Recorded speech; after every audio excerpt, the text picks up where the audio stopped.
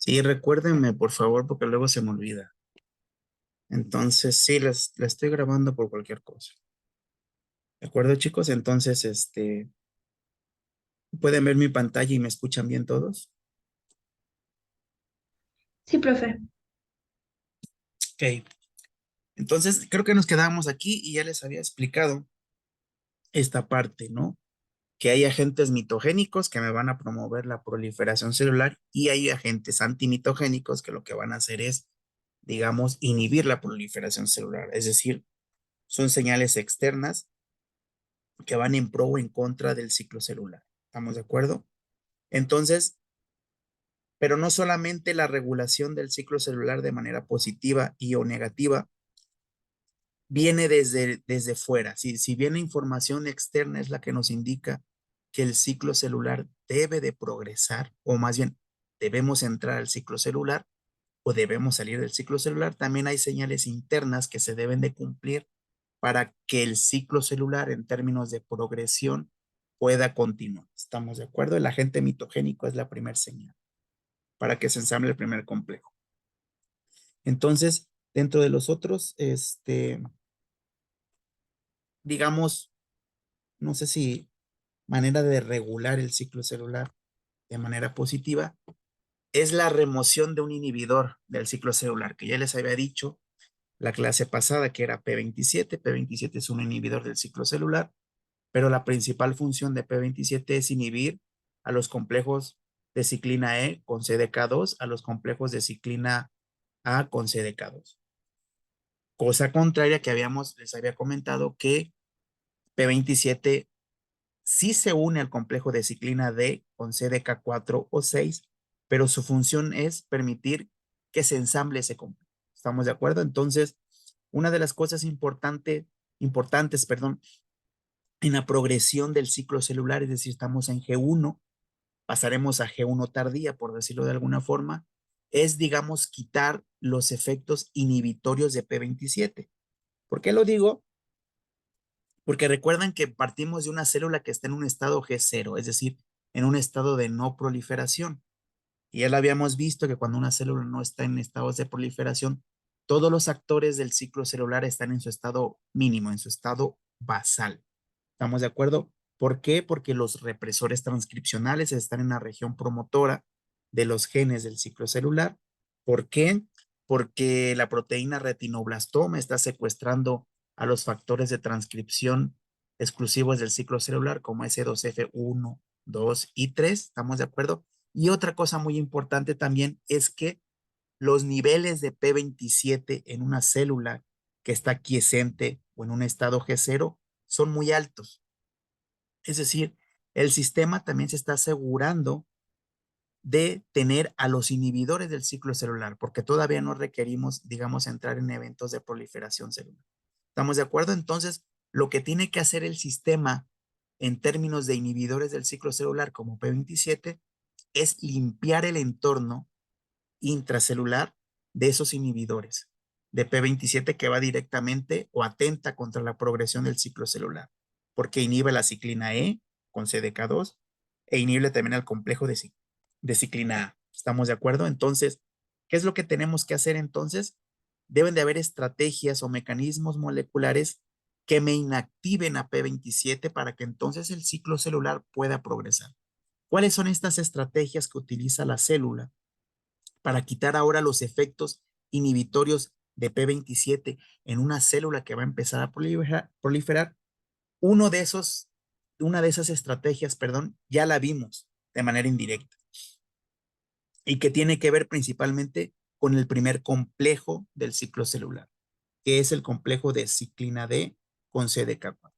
Si bien ya vimos que los agentes mitogénicos, el objetivo es inducir la expresión de la ciclina D para que la ciclina D se ensamble con CDK4 y entonces eso pueda permitir que se ensamble el primer complejo y por lo tanto inicie la proliferación celular.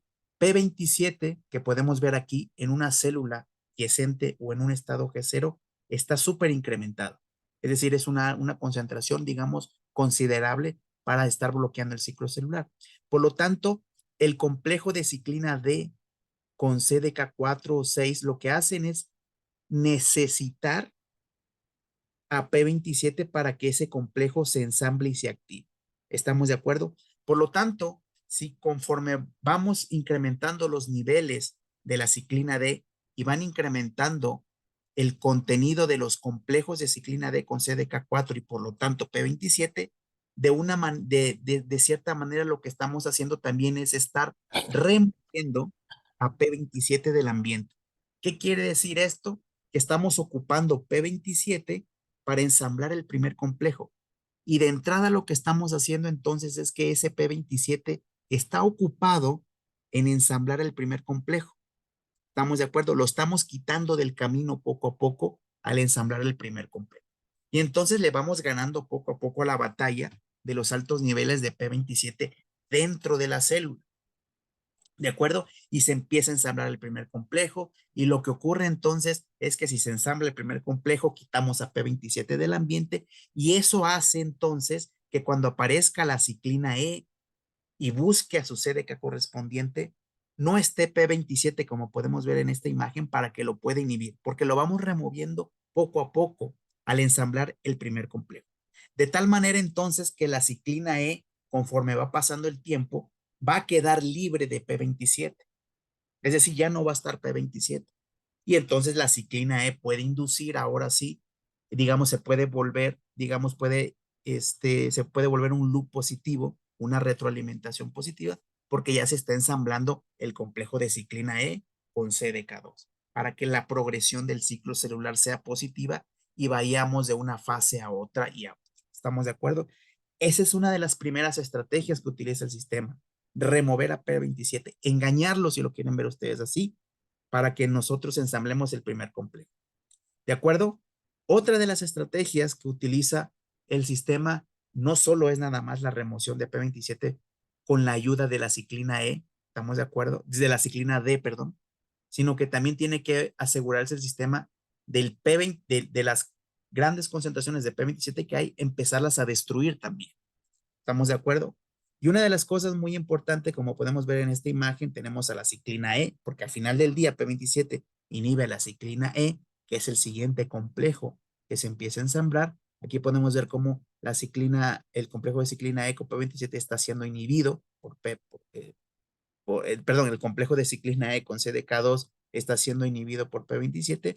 Lo que queremos hacer ahora es empezar a destruir de manera proteolítica a lo que es P27. ¿Qué es lo que hace el sistema aparte del primer ejemplo que vimos? Que si bien los agentes mitogénicos ya vimos que tiene la finalidad de incrementar los niveles de ciclina D, también los agentes mitogénicos, a través de sus cascadas de señalización, incluyendo AKT, por ejemplo, puede inducir o más bien fosforila a P27. Lo fosforila principalmente en dos aminoácidos, en serina 10 y en treonina 157.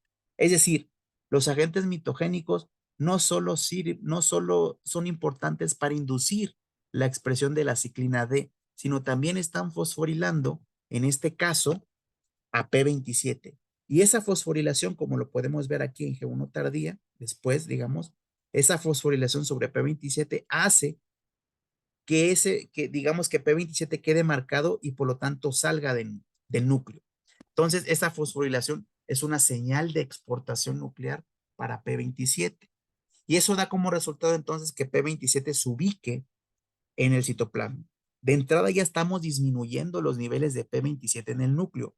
Recuerden otra vez que es en el núcleo donde estos complejos de ciclinas con sus CDKs correspondientes funcionan. Por lo tanto, si yo empiezo a sacar a P27, también me estoy asegurando de quitar a los inhibidores de esos complejos de ciclina E o de ciclina A del núcleo. Y así me aseguro que el complejo de ciclina A que quede activado. Entonces, sale P27. ¿Alguien habló, perdón? Sí, yo ya me perdí. ¿Cómo es que le quitamos este P27 a la ciclina D? O sea, A la, ya sé que pasa de la ciclina E a la ciclina D, pero ¿cómo fue que se quitó? aquí no se ha quitado, es decir, por ejemplo, aquí si estás viendo, este complejo está inhibido. Lo que Ajá. vamos a hacer entonces es, cuando aparezcan nuevas ciclinas E y se ensamble ese complejo, lo que quiero asegurarme es que el resto de P27 que hay en el ambiente ya no esté presente. ¿Estamos de acuerdo? Ahorita vamos a ver más adelante otro ejemplo de esto, porque sí realmente lo que hace es, y ahorita lo voy a poner, ahorita lo vamos a ver en el siguiente ejemplo, que sí también se elimina a P27 directamente del complejo, pero lo veremos más adelante. De entrada, lo que quiero que entiendan ustedes es que estos P27 que están aquí, o P27 que están aquí, perdón, en el núcleo, sin funcionar todavía, es decir, sin interaccionar con la ciclina E, lo tenemos que ir removiendo. ¿Por qué? Porque aquí hay un complejo de ciclina E con su CDK2 que está inhibido, pero el que vaya a aparecer a continuación, no debemos de permitir que los P27 que hay en el ambiente lo inhiban, por lo tanto empezamos a degradar poco a poco P27. Y por eso los agentes mitogénicos fosforilan a P27 en serina 10 y en serina 157 y lo vamos sacando poco a poco del núcleo. De tal manera que los nuevos complejos de ciclina E, ahora sí no es, digamos, no sean inhibidos por P27. ¿Estamos de acuerdo? Pero no solo eso, cuando sale P27, pueden ver ustedes aquí, esa fosforilación es un sitio de reconocimiento para un complejo de proteínas que se conoce como KPC, que es una ubiquitin ligasa, es decir, es un complejo de proteínas que pegan ubiquitinas, y entonces empieza la destrucción de P27. No solamente lo sacamos del núcleo, sino también permitimos que cuando esté en el citoplasma sea degradado por el protosoma, porque KPC, que es una ubiquitin ligasa o un complejo de proteínas, digamos, este, que va a pegar ubiquitina sobre P27 para que entonces pueda ser degradado por el proteosoma. ¿Estamos de acuerdo? Esa es otra de las estrategias de ir eliminando poco a poco a P27, perdón. La célula realiza todas, ¿estamos de acuerdo? Pero aquí los vamos viendo paso por paso cada uno de ellos a grandes rasgos. Otra de las cosas importantes cuando ya estamos Profesor, en Sí, adelante. yo tengo una, lo de sobre P27, o sea, que irla removiendo no también puede afectar porque la clase pasada vimos que formaba parte de la ciclina D. Sí, claro. Entonces, o sea, Eh, no irlo removiendo no lo afecta también al ensamblaje de la no, ciclina D. porque en este caso que estás hablando de esto, ya el P27 aquí ya está ocupado con la ciclina D. ¿Estamos de acuerdo? Ya no está solito, ya se Ah, ok. ensambló el complejo.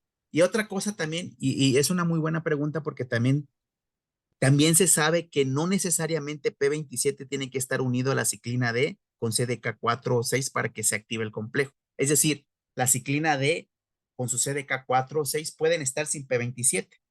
¿Estamos de acuerdo? También puede ser así. Ah, Pero ok. lo que estamos viendo aquí es que también P27 se necesita para ensamblar ese complejo. Pero aquí ya está, por ejemplo, P27 ya está entretenido, digamos, con la ciclina D y CDK4. Entonces ya ese P27 que está aquí ya no va a ser reconocido por los otros sistemas para ser degradado, porque ya está allí entretenido, digamos, ya está haciendo su función de ensamblar al complejo de ciclina D con CDK4. Y en dado caso de que se elimine, aún así el complejo de ciclina D con CDK4 puede seguir funcionando sin ningún problema. ¿Estamos de acuerdo? Entonces sí es una muy buena pregunta y así sucede, de esta forma sucede. ¿Estamos de acuerdo, chicos? ¿Alguna otra duda antes de continuar? Y otra cosa muy importante también, que no les he mencionado, otro inhibidor similar a P27 es P21. Se cree también que cuando la célula entra al ciclo celular, los niveles de P21 también incrementan. Por lo tanto, también puede hacer la misma función que P27 en términos de ayudar a ensamblar al primer complejo de ciclina D con CDK4/6. Si eliminamos a P27, ahí va a estar P21 también para hacer la misma función.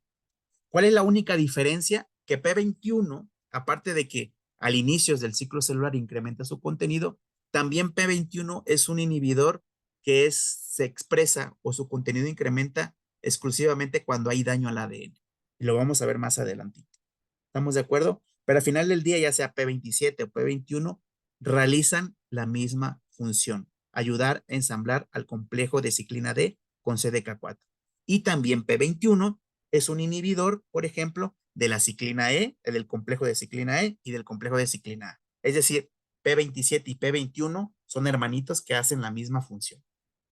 Pero no lo he mencionado ahorita porque lo que se sabe de P21 o una de las principales funciones de P21 es que es un inhibidor que incrementa su contenido cuando hay daño al ADN, es decir, cuando ya estamos en el checkpoint, cuando ya vamos a hablar precisamente del checkpoint más adelante.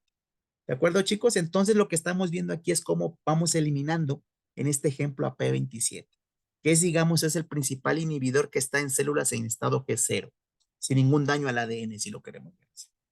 El siguiente sistema o la manera de regularlo es, por ejemplo, a través del mismo complejo de ciclina E con CDK2.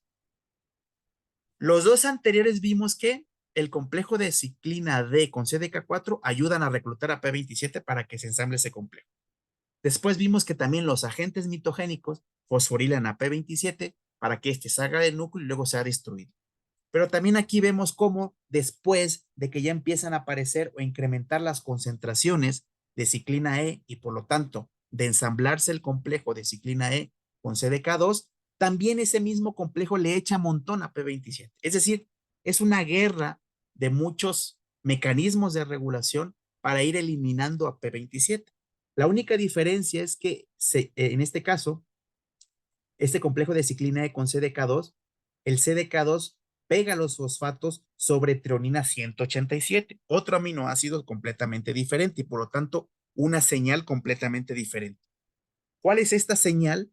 Esa señal lo que hace es destrucción también de P27, pero dentro del núcleo. El anterior sistema de fosforilación, que era en este caso, entre, ya sea en serina 10 o en treonina 157, era, digamos, un fosfato para que fuera o se exportara P27 del núcleo. En este otro caso, dentro del núcleo, esta fosforilación en treonina 187 lo que hace es marcar a P27 para que sea reconocido por otro sistema, más bien en este caso, que se le conoce como proteína ubiquitina ligasa nuclear, que en este caso se le conoce como SCF o SCIP2, las cuales van a reconocer esa fosforilación y van a permitir la ubiquitinación de P27 y por lo tanto la destrucción de P27. Como podemos ver aquí en esta imagen, estamos viendo aquí, está por ejemplo la ciclina A en este ejemplo, aquí está el CDK2 y aquí en verde podemos ver a P27. ¿Estamos de acuerdo? P27. Y aquí está la fosforilación que yo les digo, que la fosforilación que está generando el complejo de ciclina E con CDK2 sobre P27 es exclusivamente en treonina 187. Aquí hay otra proteína que no hemos mencionado que se le conoce como CKS1, la cual reconoce ese sitio de fosforilación.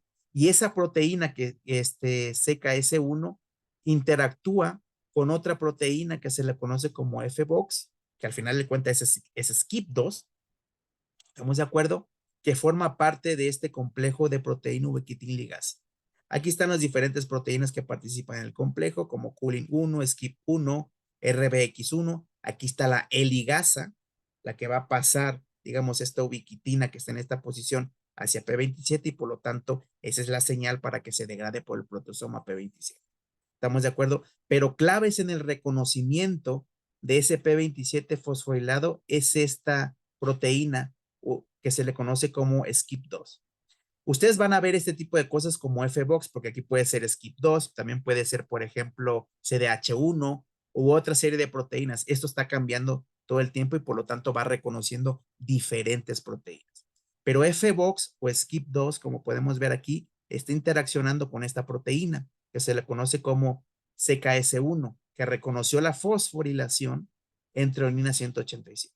Y entonces pegan los fosfatos y entonces empieza a degradarse P27 y empiezan a disminuir, en este caso, las concentraciones nucleares de P27. Es decir, ahora nos estamos viendo cómo se elimina P27 en el núcleo. ¿Estamos de acuerdo, chicos? Y así es como vamos quitando poco a poco los efectos inhibitorios de P27, digamos, en la progresión del ciclo celular. Otra cosa muy interesante es que recuerden ustedes que cuando ya vamos a pasar a la fase de síntesis, el complejo que va a tomar el control ahora en síntesis es el complejo de ciclina A con su CDK correspondiente. Y entonces el complejo de ciclina E y también el de ciclina D tienen que empezar a bajar su actividad. No lo requerimos ya, estamos de acuerdo. Porque ahora la ciclina A con su CDK correspondiente, que viene siendo igual CDK2, van a llevar a cabo la batuta para dirigir el evento de síntesis. Y vean lo que sucede aquí también en los eventos de progresión. Cómo el mismo complejo de ciclina E con CDK2 fosforilan a la misma ciclina E. Esa fosforilación cae sobre el aminoácido, sobre treonina 380. Y esa fosforilación también propicia la destrucción de la ciclina E. Como lo podemos ver aquí, aquí están, en este caso, la ciclina E, bueno, y su CDK correspondiente, y también empiezan a destruirse. ¿Por qué? Porque ya vamos a brincar a una fase completamente diferente, que es la síntesis. Y allí quien tiene que trabajar es el complejo de ciclina A con CDK. Ya no necesitamos a la ciclina E. Y por eso entonces, en G1 tardía, empezamos a ver que también los niveles de ciclina E empiezan a disminuir. ¿Estamos de acuerdo? Para desactivar a ese complejo. ¿Dudas hasta aquí, chicos? Si no tenemos dudas, entonces continuamos con esto de la progresión. Ahora, una cosa muy importante. Durante la progresión, estamos en G1, durante la progresión de G1 tardía, temprana a G1 tardía, la ciclina A, acuérdense que yo les dije que todo, digamos, todo se incrementa mucho en G1. Todos los actores del ciclo celular empiezan a aparecer en G1. También aparece la ciclina A, pero la ciclina A la vamos a dejar trabajar o vamos a dejar que ese complejo de ciclina A con su CDK correspondiente se ensamble cuando realmente lo vamos a requerir, que es en la fase de síntesis. Mientras, no. Mientras lo que requerimos es al complejo de ciclina E. ¿Qué es lo que sucede en G1? Hay otro, digamos, otro complejo de proteína ubiquitina ligasa que se le conoce como APC. Es similar a este dibujito que tenemos aquí. Es lo mismo, así como una herradura. ¿Estamos de acuerdo? Es lo mismo. Vean aquí, aquí está el complejo. Aquí tenemos, por ejemplo, la F-Box, en este caso se le conoce como CDH1. Aquí tenemos a la E-ligasa y aquí tenemos a la ubiquitina ligasa. Recuerden ustedes que APC en G1, para ser más específico, en G1 temprana, tiene alta actividad. ¿Qué es lo que hace entonces? Que CDH1 va a estar reconociendo a la ciclina A, ¿estamos de acuerdo? Y al reconocer a la ciclina A, la va a estar destruyendo. Todavía no requerimos a la ciclina A. Entonces, APC está haciendo esa función. Está regulando a la ciclina A porque la está reconociendo. Y porque la reconoce específicamente sobre CDH1. ¿Qué es lo que necesitamos entonces cuando nosotros vamos en la progresión del ciclo celular para entrar a síntesis? Tenemos que quitar ese efecto inhibitorio que tiene la ciclina A. Es decir, le tenemos que quitar actividad a APC. ¿Estamos de acuerdo, chicos? Dentro de esas cuestiones que podemos observar aquí, ¿quiénes contribuyen a quitarle la actividad ubiquitin ligasa a APC? La misma ciclina E con su CDK correspondiente, que en este caso es CDK2. ¿Qué es lo que hace este complejo? Fosforila entonces a lo que es CDH1, de tal manera que se disocia CDH1 de APC y entonces empezamos a quitar esta F-Box que va a estar reconociendo a la ciclina A.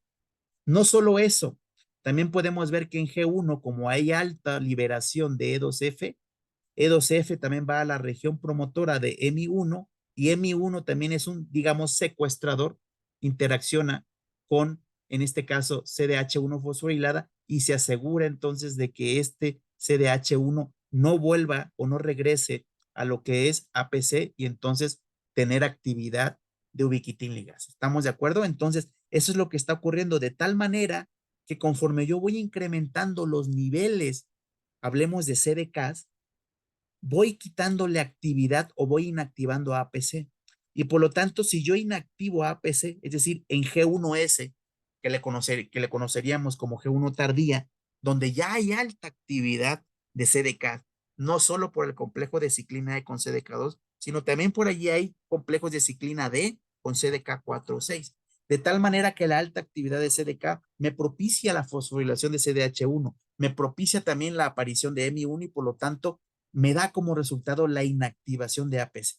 Por lo tanto, se inactiva APC en G1 tardía, se estabilizan los niveles de la ciclina E y se ensambla el complejo de ciclina A. Perdón, se estabilizan los niveles de ciclina A y se ensambla el complejo de ciclina A. Y vean esto, también ese mismo complejo de ciclina A lo que hace es, al ensamblarse ciclina A con CDK2, estar asegurándose que ese CDH1 o el nuevo CDH1 que podría aparecer se fosforile y no se active APC. ¿Estamos de acuerdo? De tal manera que estamos asegurando ahora sí la entrada a la fase de síntesis. Así es como se está regulando G1. ¿Estamos de acuerdo, chicos? De esa manera es que se está regulando G1. ¿Dudas hasta aquí? Ya vimos entonces que hay una regulación externa, tanto positiva como negativa. También hay una regulación interna que consiste en remover los inhibidores del ciclo celular. Y también vimos que estamos regulando los niveles de APC para permitir que la ciclina E aparezca cuando tenga que aparecer, para permitir entonces que esa ciclina A se dé o se ensamble con su CDK correspondiente cuando tenga que aparecer y no antes. ¿Estamos de acuerdo, chicos? Por eso les digo que el ciclo celular lleva un orden, una lógica en cuanto a los actores que van a ir participando en cada una de las fases del ciclo celular. Entonces, esa es la regulación a grandes rasgos de lo que es G1 más detalladamente. Ahora, como nosotros estamos hablando de checkpoint, es decir, cuando se activa ese checkpoint, vamos a hablar entonces de las respuestas al daño al ADN. De manera general, ¿eh? No vamos a entrar en detalle en estas cosas porque estos son, digamos, temas que competen a la materia de biología molecular, no a la de ciclo celular. Aquí lo que nosotros tenemos que entender es que cuando hay daño hay daño al ADN, la célula tiene que responder con reparar ese daño al ADN. Y si es una célula que está en el ciclo celular, tiene que responder entonces con mucha más razón, porque ese daño al ADN no se tiene que heredar. ¿Estamos de acuerdo? Entonces, la respuesta al daño al ADN se centra principalmente en dos proteínas o dos sinasas, llamadas ATM y ATR.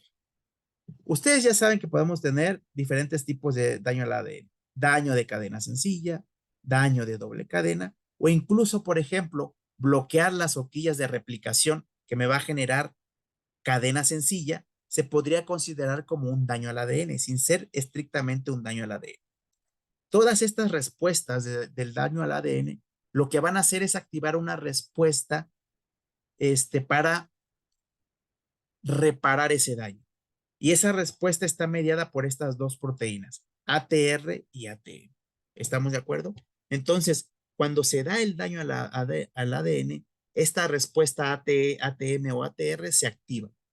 Y a su vez prenden una cascada de señalización que va a permitir el reclutamiento de más proteínas, de más sinasas, para que se vaya transmitiendo el mensaje. El mensaje final al cual uno requiere llegar es al arresto del ciclo celular. ¿Por qué?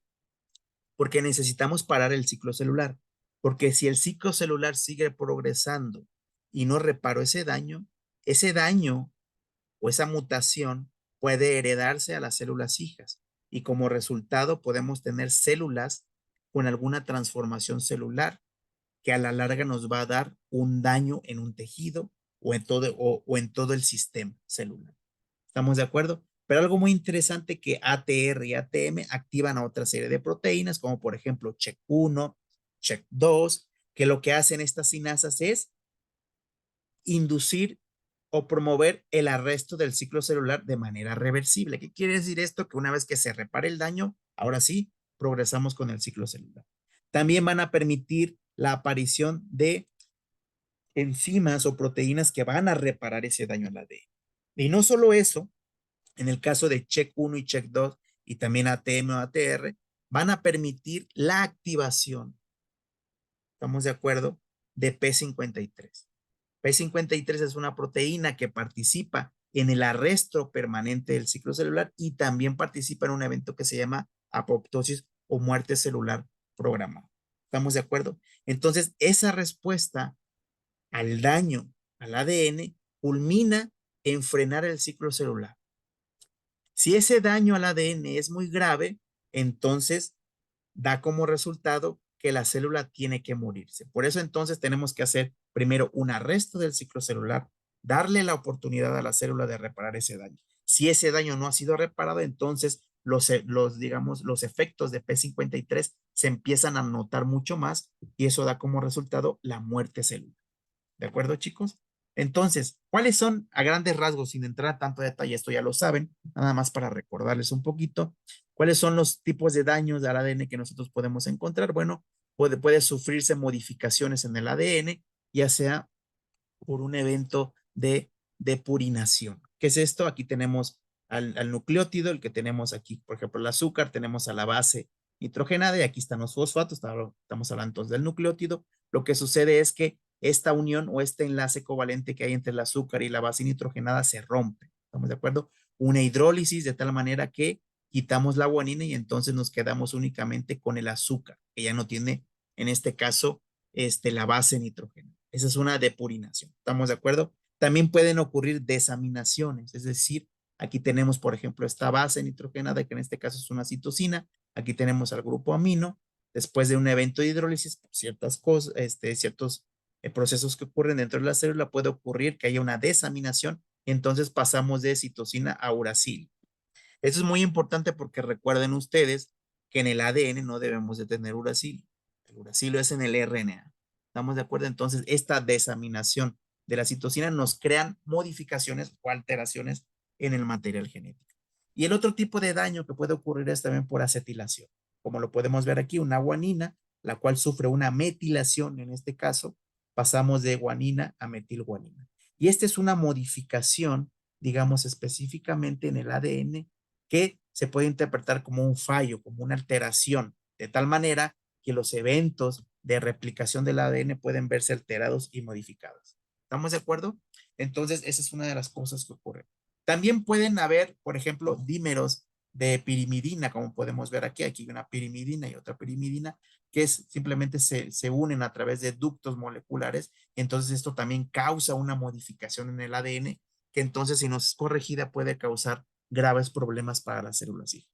Los factores ambientales son los que contribuyen principalmente a este tipo de daño, es decir, los rayos de luz ultravioleta, es decir, altas exposiciones a la luz solar, puede estar causando estos dímeros de pirimidina.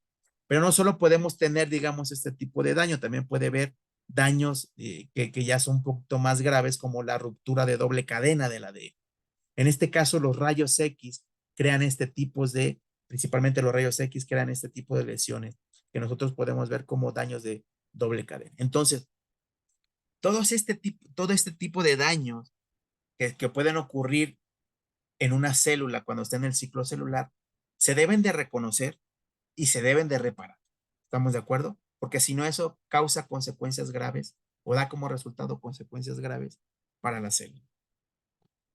Ya saben, también en biología molecular vieron estos sistemas de reparación, nada más aquí los vamos a mencionar de manera general, sin entrar en tanto detalle, nada más para que recuerden y para que sepamos qué es lo que está ocurriendo dentro de la célula que está ciclando. Entonces podemos detener, digamos, el sistema de reparación por escisión de bases o el sistema de reparación por escisión de nucleótidos. Sencillamente aquí podemos ver cómo hay un daño ligeramente aquí que está ocurriendo. Puede ser una desaminación o una metilación sobre una base nitrogenada y entonces el sistema detecta ese error y lo que hace es primero remover la base. ¿Estamos de acuerdo? Removemos la base, quitamos la base y después de remover la base, ahora sí quitamos el fosfato o el azúcar, para ser más específico. El azúcar lo quitamos y dejamos, digamos, ya, y eliminamos esa base nitrogenada, y eliminamos ese nucleótido, para ser más específico, que tenía una desaminación o había una metilación que estaba alterando el ADN. Nada más ya viene digamos, la ADN polimerasa a reparar el daño, la ligasa, y se da como resultado el reparo del daño. ¿Estamos de acuerdo? En el caso, por ejemplo, de nucleótidos, bueno, el reparo de decisión de nucleótidos es cuando, por ejemplo, hay una lesión, dímeros de pirimidina, por ejemplo. ¿Qué es lo que hace el sistema? Otra vez vuelve a detectar el daño, pero a diferencia de remover, digamos, nada más un nucleótido, lo que sucede aquí es remover una fracción considerable de cadena de ADN. ¿Estamos de acuerdo? Se hace la incisión, se remueven, digamos, una gran fracción de lo que es el material genético donde estuvo el daño y después ya nada más se empieza digamos, a reemplazar, es decir, se repara ese daño. Acuérdense que viene La ADN polimerasa aquí usa como templete a la cadena que no ha tenido modificaciones y entonces empieza a colocar otra vez los nucleótidos, perdón, en el orden que va. Y ya se da la reparación. ¿Estamos de acuerdo, chicos? Eso es, digamos, lo que está ocurriendo allí a grandes rasgos. Y ahorita van a entender por qué se los estoy mencionando. El otro tipo de daño es, digamos, el de doble cadena, la ruptura de doble cadena. ¿Cómo se repara ese tipo de daño? Es decir, tenemos el ADN y entonces hay ruptura de doble cadena y entonces si es un cromosoma lo partimos, por decirlo de alguna forma y de manera general, a la mitad, por decirlo así. ¿Estamos de acuerdo? Entonces pueden, digamos, dos sistemas reparar este tipo de daño. Lo que sucede primero es, una vez que se genera el daño, se remueven, estamos de acuerdo un poquito, digamos, las bases para entonces ser reparados. Podemos utilizar la unión no homóloga que podemos ver aquí. Estamos de acuerdo que simplemente lo que hace el sistema es, una vez que está detectado el daño y se remueven unos nucleótidos, se unen. Estamos de acuerdo tal cual, pegarlos como tal. Lo peligroso de esto, uno podría pensar, es que estamos eliminando bases. ¿Estamos de acuerdo? Estamos eliminando, esto se corta, esto también se corta, de tal manera que nada más esto se une. Es decir, se pierden nucleótidos y por lo tanto podemos estar perdiendo información genética muy importante. Lo interesante aquí es que este sistema de reparación ocurre principalmente en mamíferos y en G1. Y también lo interesante aquí, o afortunadamente para nosotros, es que la información genética que se está eliminando posiblemente no sea parte de una proteína. Acuérdense que la mayoría del material genético, o más bien las proteínas que están codificadas en el material genético, el contenido en términos de material genético es muy poquito comparado con el resto del ADN. ¿Estamos de acuerdo? De tal manera que cuando eliminemos un poquito estos nucleótidos, la posibilidad de que esta región sea parte de una proteína es muy baja. ¿Estamos de acuerdo? Y entonces se da la reparación. El otro sistema es la recombinación homóloga. Es decir, si existió el daño en un cromosoma, tenemos un cromosoma homólogo, el hermanito. ¿Estamos de acuerdo? Las cromátidas hermanas. De tal manera que se utiliza esa información de las cromátidas hermanas para digamos, resarcir el daño que ocurrió allí. ¿Estamos de acuerdo? Y este es mucho mejor porque ahí sí no se pierden, digamos, nucleótidos como tal. ¿Estamos de acuerdo, chicos? Entonces, esa es la manera en que se repara ese material genético. Ahora sí, veamos de entrada qué sucede en este caso con las respuestas ATR y ATM, que son las dos principales que yo les enseñé aquí. Se detecta el daño y se prende ya sea la respuesta ATR o la respuesta ATM, dependiendo el tipo de daño que vamos a tener. Veamos entonces, en caso de ATR, la respuesta por ATR, esta es una respuesta, o ATR, que es una proteína, es requerida para respuestas de múltiples formas de daño. Y ahorita vamos a ver más o menos poco a poco a qué nos estamos refiriendo aquí. Supongamos que tenemos un daño, como podemos ver en esta imagen, un daño, por ejemplo, dímeros de pirimidina. Podemos ver entonces que ese daño puede ser reparado, es decir, tenemos que remover toda esta parte, en este caso, del ADN que ha sido dañado. ¿Y qué es lo que sucede aquí? En este caso, la reparación por excisión de nucleótidos nos deja un daño de cadena sencilla. ¿Estamos de acuerdo? El daño de cadena sencilla lo reconoce o más bien sigue la respuesta ATR. Es decir, podemos observar aquí cómo cuando se daña el ADN y nos queda un daño de cadena sencilla, se empiezan a reclutar una serie de proteínas allí. La primera que llega, o que se sabe, se le conoce como RPA. Llega y se ubica sobre la zona dañada, es decir, donde ya no está ese material genético que anteriormente había sufrido una modificación química.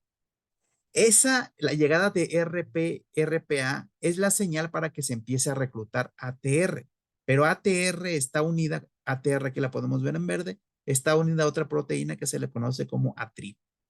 Entonces viene ATR que está dimerizando aquí, lo que es ATRIP reconoce a RPA en la zona del daño y entonces empieza a reclutarse poco a poco ATR en esta zona del daño. ¿Estamos de acuerdo? Y así ya queda ubicada ATR en el daño. ¿Estamos de acuerdo? En la zona dañada. Pero podemos ver que ocurrió una modificación se usó la maquinaria de reparación por escisión de nucleótidos, se generó daño de cadena sencilla y por lo tanto se dio como resultado que apareciera la respuesta ATR. Lo mismo sucede, por ejemplo, en si fuera una modificación sencilla en una base y se utilizaría nada más el reparo por escisión de bases. También se genera, digamos, ligeramente ahí un daño de cadena sencilla y por lo tanto la respuesta que se prende es la respuesta ATR. Una cosa muy importante aquí, el daño en el ADN, ya sea por una metilación o luz ultravioleta, dispara poco o nada lo que es la respuesta ATR cuando ocurre en G1. Es decir, en G1 muy poco vamos a tener una respuesta por ATR y lo vamos a ir entendiendo poco a poco.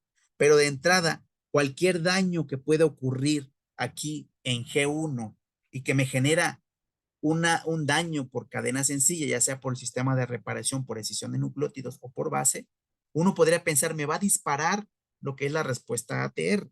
¿Por qué no ocurre así? No ocurre así porque no se genera precisamente una larga cadena sencilla. Es decir, y en el momento en que se genera, se repara inmediatamente. Es decir, no le damos chance al sistema de mandar más señales. ¿Cuál sería la señal deseada allí? Frenado del ciclo celular. Si bien llegó ATR, reconoció el daño, pero en ese mismo momento se repara el daño. ¿Estamos de acuerdo? Y entonces no hubo necesidad de frenar el ciclo celular. Es decir, no hubo necesidad de una respuesta de ATR que culminara en el parado del ciclo celular. ¿De acuerdo con ellos, chicos? Pero vean lo que sucede en la fase de síntesis. En la fase de síntesis sí podemos activar una respuesta de ATR. ¿Por qué? Porque supongamos que en la fase de síntesis van las horquillas de replicación. Acuérdense que se abre el ADN, se ensambla toda una maquinaria para la síntesis del ADN y entonces al abrirse el ADN, al separarse el ADN, se están generando cadenas sencillas. No hay ningún problema, bueno, se va sintetizando el material genético poco a poco sin ningún problema. El problema es que cuando esas horquillas de replicación se bloquean y queda más expuesto el ADN de cadena sencilla y el sistema lo puede detectar como un daño. ¿Estamos de acuerdo? No es un daño per se, no vino de un daño de remover el material genético como aquí, sino simplemente la apertura de esa doble cadena generaron cadenas sencillas, que van, digamos, ahí las horquillas de replicación y toda la maquinaria de síntesis del ADN recorriendo para generar nuevo ADN.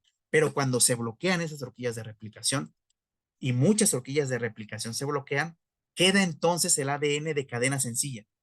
¿Estamos de acuerdo? Y entonces sí se activa, digamos, la respuesta ATR. Se frena ligeramente el ciclo celular. ¿Estamos de acuerdo? Pero no es un daño, pero no sé, perdón, pero esa respuesta ATR no inició por un daño al ADN, sino por un evento que se bloqueó tantito lo que es la síntesis del ADN. Por eso no se le considera al 100% un checkpoint. ¿Estamos de acuerdo? Porque no estamos censando la integridad del ADN. Simplemente es, digamos, un error en que se paró la horquilla de replicación. Por eso les digo que hay controversia en decir si es o no un checkpoint. Porque al final del día llamamos checkpoint cuando estamos hablando del control de calidad del ADN. Aquí la calidad del ADN en síntesis no se ha, digamos, alterado. Simplemente fue un evento en el cual esas horquillas de replicación se frenaron. Pero en síntesis, como en G1, perdón, como podemos ver aquí, si existe un daño, aquí sí se genera un daño como tal, que se remueve ese daño y da como resultado la aparición de una cadena sencilla. La única diferencia es que en G1 aprovechamos para repararla inmediatamente. ¿Estamos de acuerdo? Entonces podemos decir que en G1 muy poco nosotros vamos a tener nosotros una respuesta de tipo ATR. ¿Dudas hasta aquí, chicos? ¿Qué pasa con la respuesta ATM? La respuesta ATM es una respuesta en la cual se reconoce ruptura de doble cadena. Es decir, ATM reconoce esa ruptura de doble cadena y participa allí. Aquí lo podemos ver en esta misma imagen. Tenemos ahora sí la ruptura de la doble cadena y vemos que para la respuesta ATR depende o participa un complejo trimérico llamado el complejo mRN, que está conformado por una proteína que se le conoce como MR11, por otra proteína que podemos ver aquí en azul formando una especie de anillo o de cinturón como RAT50. También tenemos otra proteína que se le conoce como NBS. ¿Estamos de acuerdo? Todo este trímero de proteínas se le conoce como el complejo, perdón, MRN. Entonces, esos son los que reconocen, como pueden ver ustedes aquí, se unen, reconocen entonces ese daño de doble cadena. ¿Qué es lo que sucede entonces? Como estamos hablando de daño de doble cadena, este complejo mRN permite el reclutamiento de la proteína ATM, que se va a dirigir entonces la respuesta a ATM. Pero vean algo interesante, que ATM está dimerizando y por lo tanto al estar como dímero está inactivo. ¿Qué es lo que tiene que ocurrir? NBS1 recluta a ATM y entonces deja de ser un dímero y pasa a ser un monómero que se fosforila luego y queda activado. Entonces ahora sí, ATM va a meter toda una cascada de señalización para culminar en lo que es algo muy importante. Se tiene que reparar ese material genético, sí, y también otra cosa muy importante, se tiene que parar el ciclo celular. Lo que estamos viendo aquí es yendo desde el daño al ADN hasta, digamos, en la cascada de señalización hacia abajo, hasta culminar en la parada del ciclo celular. Todavía no llegamos allí. Vamos a ir explorándolo poco a poco. ¿Estamos de acuerdo? Entonces, ¿qué ocurrió aquí? Daño de doble cadena. Y vean lo interesante aquí. Esta respuesta de daño de doble cadena también puede generar una respuesta de tipo ATR. ¿Estamos de acuerdo? Una cosa muy importante aquí de este complejo es que la ruptura de doble cadena puede experimentar rescisión en dirección 5'3 del ADN, generando como resultado daño de cadena sencilla.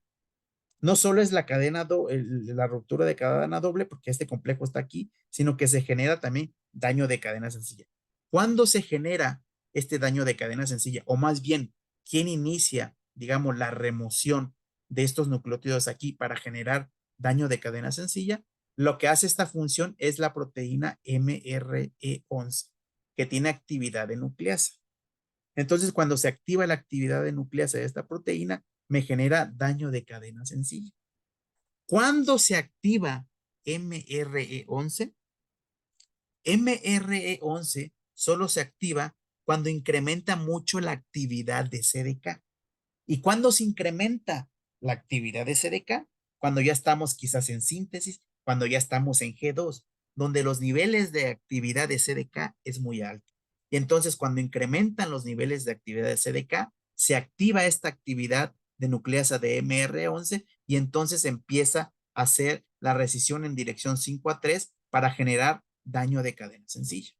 ¿Estamos de acuerdo? Es decir, en G2, donde tengo alta actividad de CDK, ¿estamos de acuerdo? Y entonces llega a ocurrir daño de cadena doble, uno podría pensar se va a activar la ruta de ATM, porque se ensambla este complejo y por lo tanto después ATM llega aquí y prende toda una cascada de señalización para continuar con el evento del frenado del ciclo celular. Pero no, como tengo alta actividad de CDK, activamos, aunque suene redundante, la actividad de nucleasa de MR11 y genero daño de cadena sencilla. Y al generar daño de cadena sencilla, por lo tanto, la respuesta que se prende es la respuesta de ATR. ¿Estamos de acuerdo? Entonces, ¿qué sucede cuando la actividad de CDK disminuye? Cuando no hay actividad de CDK, es decir, por lo tanto, no tengo actividad de CDK, no se activa la actividad nucleasa de MR11, entonces sí sigo la respuesta ATM. Y en las fases del ciclo celular, ¿cuándo puedo seguir una respuesta tipo ATR? Cuando haya disminución de CDK, principalmente en G1, donde todavía estamos empezando a perdón, que empiecen a aparecer los complejos y por lo tanto la actividad de CDK no es tanto. Entonces, en G1, si yo tengo daño de doble cadena o ruptura de doble cadena en G1 la respuesta que se va a prender es la respuesta ATM. Pero por el contrario, si yo estoy en G2 y hay daño de cadena, ruptura de cadena doble, la respuesta que se va a generar es una respuesta ATR. ¿Por qué? Porque incrementa la actividad de nucleasa de MR11, se generan cadenas sencillas de ADN y por lo tanto la respuesta que se genera es una respuesta ATM. ¿Estamos de acuerdo? Entonces, si nosotros tenemos un daño de cadena doble en G1, la respuesta es ATM. Si yo tengo un daño de cadena doble en G2, la respuesta es ATR. Por eso que les acabo de decir. ¿Estamos de acuerdo? Aunque venga el complejo, se ensamble y reconozca el daño y uno podría decir, se va a reclutar ATM. No. Empieza la actividad endonucleasa de MR11 y por lo tanto aparecen cadenas sencillas y se lleva a cabo la respuesta ATR. ¿De acuerdo, chicos? ¿Dudas hasta aquí? ¿Ninguna? Ok. Entonces continuamos. Ahora, vamos más abajo en la cascada. Una vez que se activó lo que es ya sea la respuesta ATM o ATR, dependiendo del tipo de daño al ADN que tenga y dependiendo en qué etapa del ciclo celular estoy, lo que va a dar como resultado es la activación de las proteínas CHEK1 y CHEK2, que son sinasas también. ¿Estamos de acuerdo? Aquí podemos ver en esta imagen, al final del día, en el ejemplo, es un daño de cadena sencilla. Tanto ATM como ATR pueden activar a CHEK1 y CHEK2. En este ejemplo podemos ver cómo daño de cadena sencilla llega a la proteína RPA, ¿estamos de acuerdo? Permite luego el reclutamiento a través de ATRIP de lo que es ATR y también permite el reclutamiento de otra serie de proteínas que no es que no sean importantes, sino que quiero que vean es que no nada más es ATR, también llegan otra serie de proteínas, como por ejemplo un complejo que se le conoce como 911, también llega otro dímero de proteínas que está conformado por RAD17 y RFC, que se ensamblan aquí, se fosforilan y esto permite el reclutamiento de más proteínas. Es decir, es un complejo de proteínas que se va ensamblando en lo que es el lugar del daño. Después de que se reclutan todas estas series de proteínas y hay fosforilaciones, permite el reclutamiento en términos de RAD9. Estamos hablando, por ejemplo, aquí de levaduras. RAD9 llega a la zona de daño y luego RAD9, después que es reclutado, es fosforilado por ATR. Estos sitios de fosforilación me van a permitir reclutar, ahora sí, ya sea CHEK1 o CHEK2. ¿Estamos de acuerdo? Este es un ejemplo en levaduras. RAD9, por ejemplo, en células humanas o de mamíferos se le conoce como BRAC1 o BRCA1, por ejemplo, 53PB1, MDC1, todos ellos son proteínas que normalmente están alteradas en un cáncer. ¿Estamos de acuerdo? Entonces, vean ustedes, estas proteínas llegan, bueno, estas proteínas o esta proteína o RAD9 llega, se fosforila y entonces permite en este caso el reclutamiento de CHEK2 que está inactiva. En el momento en que llega CHEK2 e interacciona con el fosfato que se encuentra en RAD9, por ejemplo aquí, se autofosforila y se activa y mete otras señales. Más adelante vamos a ver cuáles son esas señales que va a meter, en este caso CHEK2, con el fin de bloquear el ciclo celular. Pero lo que quiero que vean aquí es cómo va llegando y cómo se van reclutando toda una serie de complejos de proteínas para el único fin. Primero, detectar un daño, reparar el daño lo más rápido posible y frenar el ciclo celular en caso de que requerimos más tiempo para reparar ese daño al ADN. Después, obviamente, aquí se libera CHEK1 y CHEK2 y da como resultado, al final del día, el arresto del ciclo celular, que es a lo que quiero llegar en este momento. ¿Estamos de acuerdo, chicos? Eso es lo que está ocurriendo precisamente aquí. Otra de las proteínas claves durante esta ruta de frenado de ciclo celular a través de daño al ADN es P53. Muchos ya han oído acerca de P53. Aquí vamos a hablar nada más de generalidades. ¿Estamos de acuerdo? P53 es responsable de inhibir el ciclo celular, no solo de inhibir el ciclo celular, también induce eventos de apoptosis.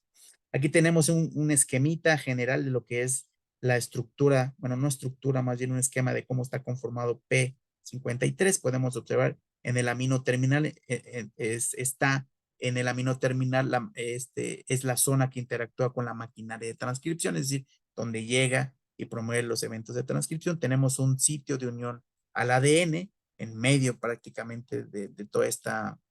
Si lo queremos ver como secuencia de aminoácidos en la estructura primaria, tenemos el sitio de unión al ADN. En el carboxilo terminal, cerca del carboxilo terminal vamos a tener un sitio de tetramerización, es decir, P53 tetrameriza para hacer sus funciones.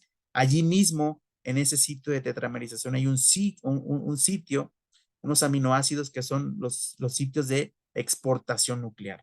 Cuando están expuestos estos sitios de exportación nuclear, es la señal para que P53 salga del núcleo. Acuérdense que P53 también debe de hacer sus funciones dentro del núcleo. Si lo saco del núcleo, ya no haría su función en específica de ser un factor de transcripción para inducir la expresión de represores, en este caso de inhibidores del ciclo celular o de proteínas requeridas para la apoptosis celular. ¿Estamos de acuerdo? En el carboxilo terminal también hay unas lisinas. Aquí están las posiciones de cada una de las lisinas, las cuales son sitios de ubiquitinación.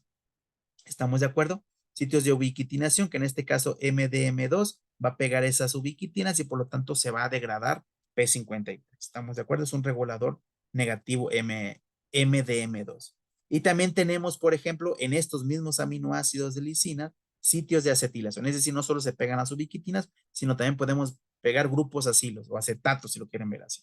¿Estamos de acuerdo? Y esas acetilaciones que pueden ocurrir aquí está llevada a cabo por una proteína que se le conoce como P300 y entonces esa acetilación impide que lleguen las ubiquitinas y por lo tanto no se dé la destrucción de P50. Es decir, P300 lo que hace es regular de manera positiva a P50.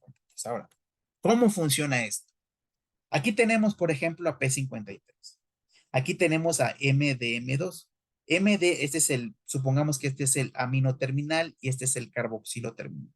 MDM2 reconoce a P53 y entonces pega las ubiquitinas y de esa forma estamos regulando los niveles de P53. Es decir, se está destruyendo cuando no se requiere P53. ¿Estamos de acuerdo? Acuérdense que hay concentraciones basales de todas las proteínas.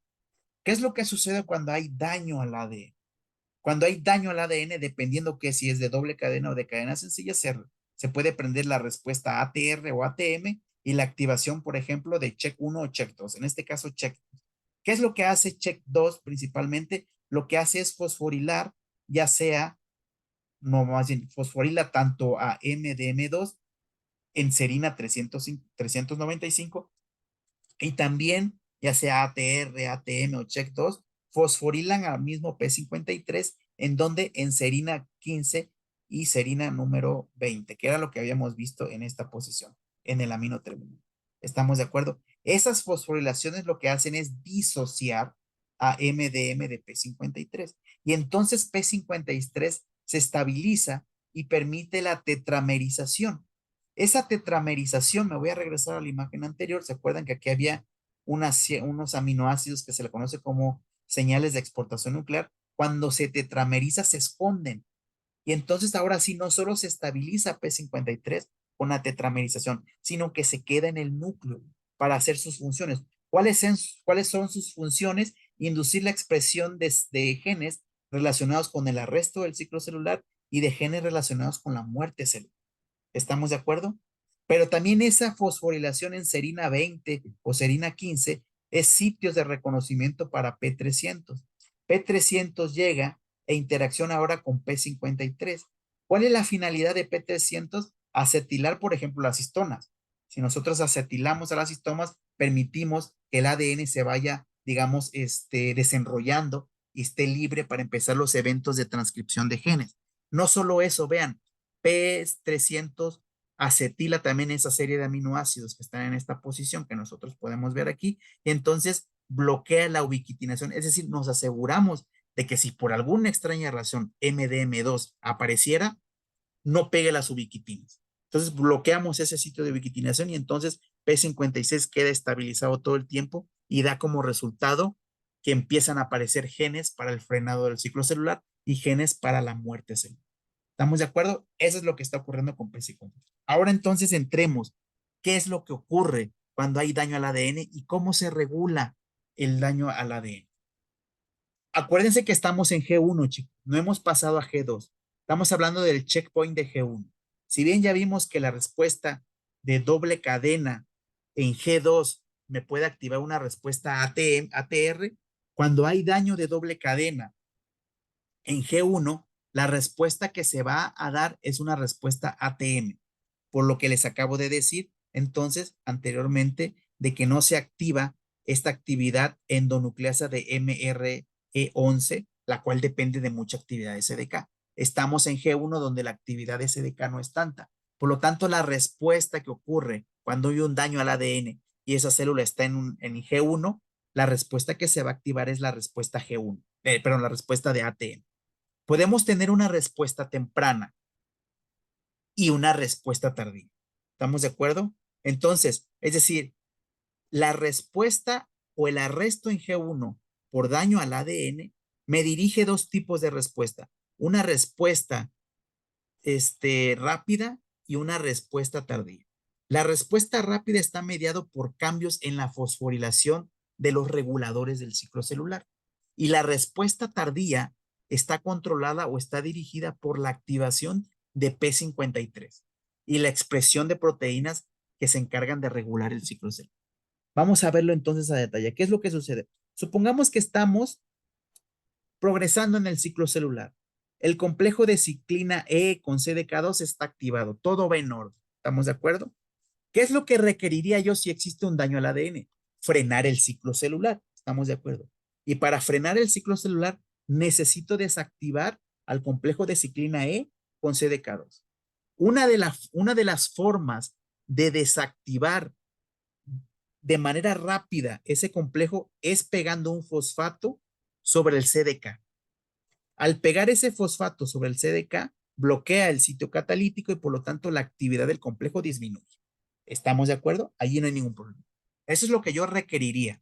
¿Estamos de acuerdo? Para inactivar. ¿Qué es lo que sucede entonces o cómo se lleva a cabo? Cuando se lleva a cabo, para volver a activar, ojo, para volver a activar el complejo de ciclina E con CDK2, necesito remover este fosfato. ¿Qué necesito para remover este fosfato? Una fosfatasa. Esa fosfatasa se le llama CDC25A. CDC25A remueve este fosfato y entonces, por lo tanto, otra vez la actividad de CDK se lleva a cabo o se da. ¿Estamos de acuerdo? ¿A quién controla la respuesta rápida del daño al ADN cuando requiero frenar el ciclo celular? A CDC25A. Vean lo que sucede. Daño al ADN. Está activado el complejo. ¿Estamos de acuerdo? ¿Qué sucede cuando hay daño al ADN? Se activa de doble cadena. Se activa la respuesta ATM. Se activa luego CHEK2. CHEK2 lo que hace es fosforilar a CDC25A. Al fosforilar a CDC25A, lo que hago es quitarle actividad. No solo le quito la actividad de fosfatasa, sino también es una señal para que sea ubiquitinada, por ejemplo, por SCF y por lo tanto sea destruida por el protosoma. ¿Qué resultado me dio esto? Que la fosfatasa no esté presente y la sinasa que se encarga de pegar este fosfato tenga libre camino y por lo tanto se inactive el complejo de ciclina E con CDK2 y por lo tanto paro el ciclo celular. Esa es una respuesta temprana, porque lo que quiero inmediatamente es frenar el ciclo celular para que se repare este daño de doble cadena. Se repara el daño de doble cadena y por lo tanto se restablece, se quita la respuesta ATM, ya no aparece check 1, vuelve a aparecer CDC25 y se vuelve a restablecer la actividad del complejo de ciclina E en este caso.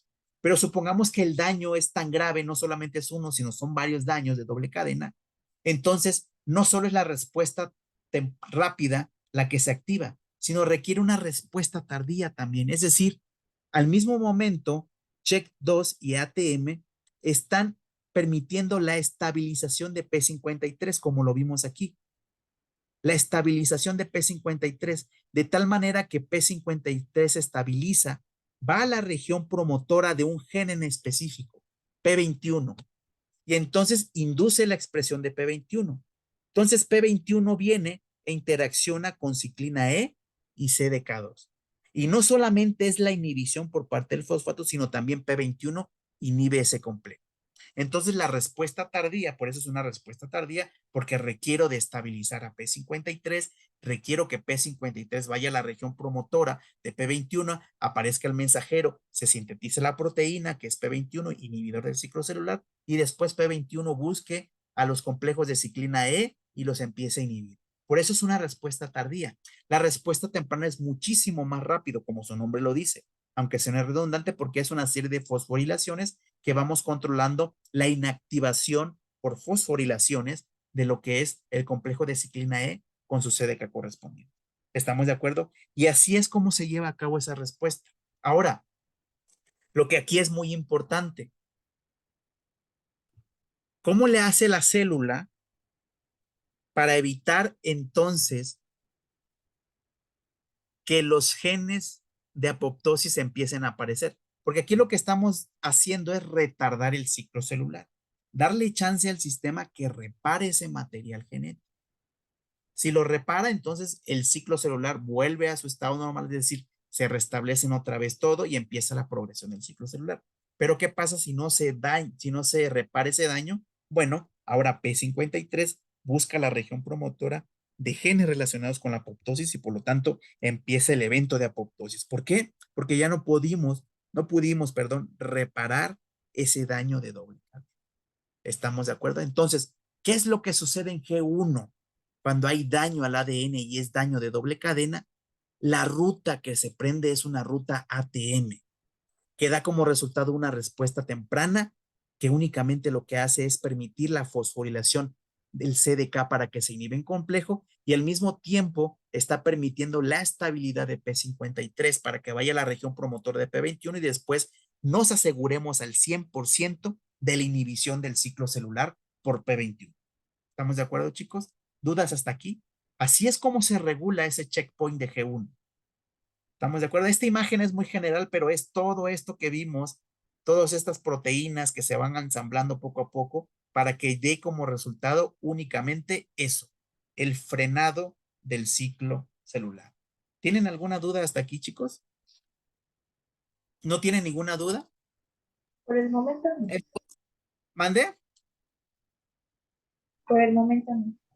Ok. Entonces, ese es el checkpoint de G1. Vamos al checkpoint de transición de G2M.